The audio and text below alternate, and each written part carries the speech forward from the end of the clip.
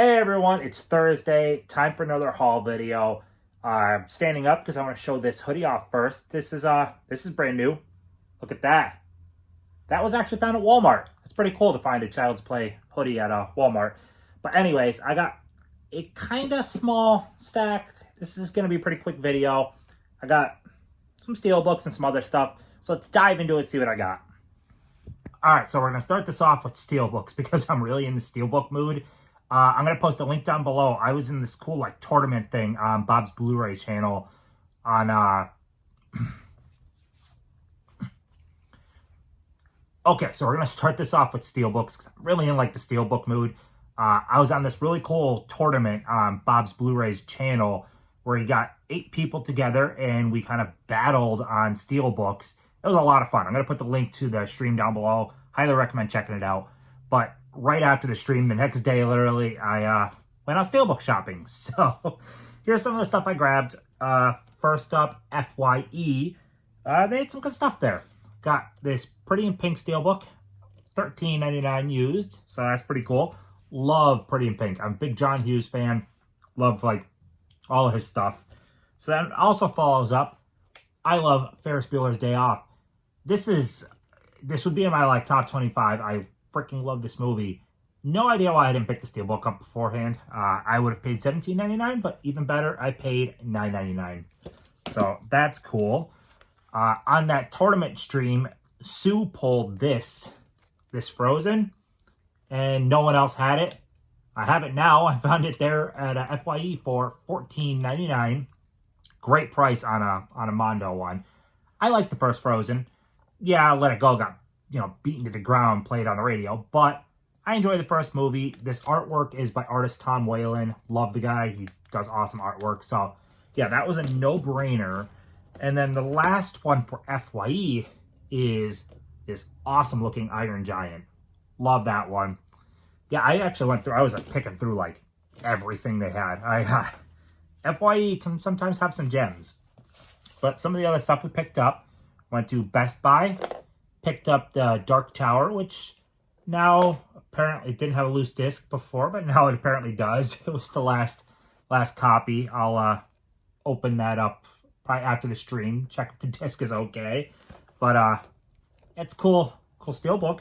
The movie was okay. It had potential for continuing on as a series like it was intended because it's a big book series, and we got one movie out of it. But at a local game store, I got the Pop Art Mummy. That's really cool. It's fitting since Brendan Fraser is making a comeback. Yeah. Got also in that same game store for $3. This Diamonds Are Forever Bond Steelbook with J-card still attached. Not that I care. I'm not a J-card person, but hell yeah, for $3. And the only the Dark Tower is new from Best Buy, but this is a new release. This Mean Girls Burn book. Love this one. That's awesome. So, little Steelbook heavy, but that is a good thing. Now it's time for the rest of the movie stuff. And I got some pretty cool ones here. Again, not a whole lot, but picked up Robin Hood because, again, this came up in that Steelbook stream. J Fox mentioned, or he brought up the Steelbook for this. I didn't have it. I didn't even have the movie. So I got this for $8. This next one, we'll see how it is. The Munsters. Rob Zombie's a fan of the Munsters. I love the Munsters, so I'm going to go in with some hope, but I'm hearing awful things about it. But the slip is pretty cool. It's embossed, so that's something. Got Rob Roy with Liam Neeson and Jessica Lange. I've never seen this before, but this was $3 at a local game store. That's blind buy price, especially for Liam Neeson, so that's cool. This is also $3 at that game store. I've never heard of the Rover. The slip is pretty beat to hell, but it is an A24, and it's got Pattinson and Guy Pearce, so that seemed $3 blind buy worthy. This next one, I don't think I saw a single person I follow, not one, grab this. I don't know how much this was made. Nobody wanted it, I guess. I don't know. But it is called Cinematography. It is a documentary about cinematography. Shocker. So a lot of people will give the director credit for literally everything about a movie, and they are the main person on the set in charge of everything. They are like the head honcho, and everything filters through them. Besides, producer can wrangle a director into choices they might not like. But besides producer, the director handles everything down. The director is in charge of the cinematographer. But the cinematographer is also a director. They're also known as DPs, director of photography. And they are essentially second in charge behind the director. Most of the time work right in tandem with the director.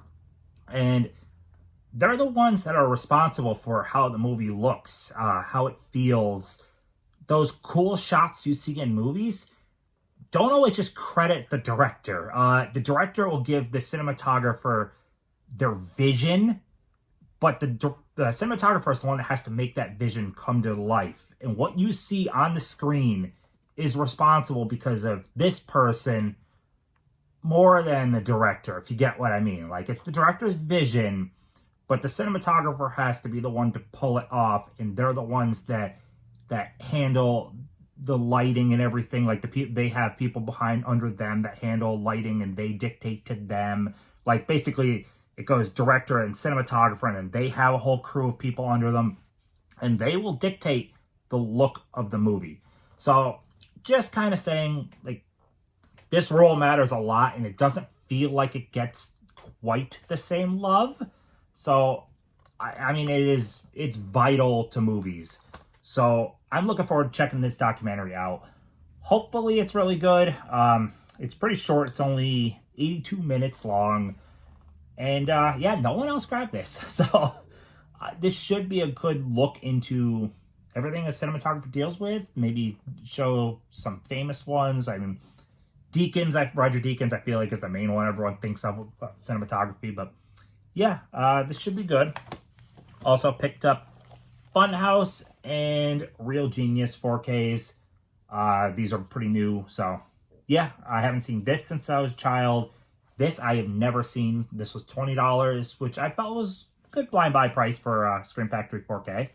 So, that's all of the Blu-ray stuff. Then I've got on DVD, Bring It On, Cheer or Die.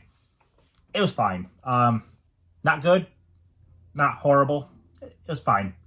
I have a soft spot for the Bring It Ons, and this was kind of just more of the same with a slight horror twist. I mean, it is horror, but the same basic, we're going to regionals and we're going to win plot line. It's a here also. They just throw a killer into the mix. It's fine. And then my friends went to Amoeba. They went to California. They didn't specifically go to Amoeba, but they went to San Francisco, and they bought some stuff. They brought me back a couple of things. One of them is Castle on DVD. Well, it's only on DVD, but $1.99. I do not have the 5th season. My wife and I have been binging Castle like crazy. We are halfway through season 8, which is the end of the show, where season 8's it. So we're so close to being done. It's actually the primary thing I've been watching for the month. I've watched 17 or 18 movies for the month. And then what wasn't movie time was watching the show. Sometimes 2, 3, 4 episodes a night. We've been binging through this show. The other 2 Amoeba items that they brought back for me was the Sleepaway Camp Survival Kit. I actually used to have the Red Cross version years and years ago, but I'm dumb. Anyways, this is not the Red Cross version, but it is still cool. It was $25. I wanted it, so when they sent the picture, I said, can you bring it home? Just have it basically sitting up on the one shelf. It's just cool to look at. Brings back memories. Like I said, I used to have the Red Cross one. This is similar to that, just that one's way more expensive. But yeah, fun movies. Happy to get that. And then I think the coolest thing they brought back is my first ever Criterion Laserdisc with The Killing. I thought this was really cool. When they showed the Laserdisc section and then they showed The Killing and Criterion Collection, I'm like, yes, please bring that home. So yeah, very happy with that one. And that ends the movies. Then I've got one record and one book, and then we're done. So for the record, I've got Breakfast at Tiffany's. First, I believe it's first pressing. I mean, this is an old one. Doesn't have the pressing date, but this is an old. This is probably like first pressing. This has been re-released many times since, but yeah, the disc is in, the LP is in fine condition, and Breakfast at Tiffany's is a wonderful movie. If not, one character being pretty outdated, this is a wonderful movie otherwise. So yeah, happy to have that.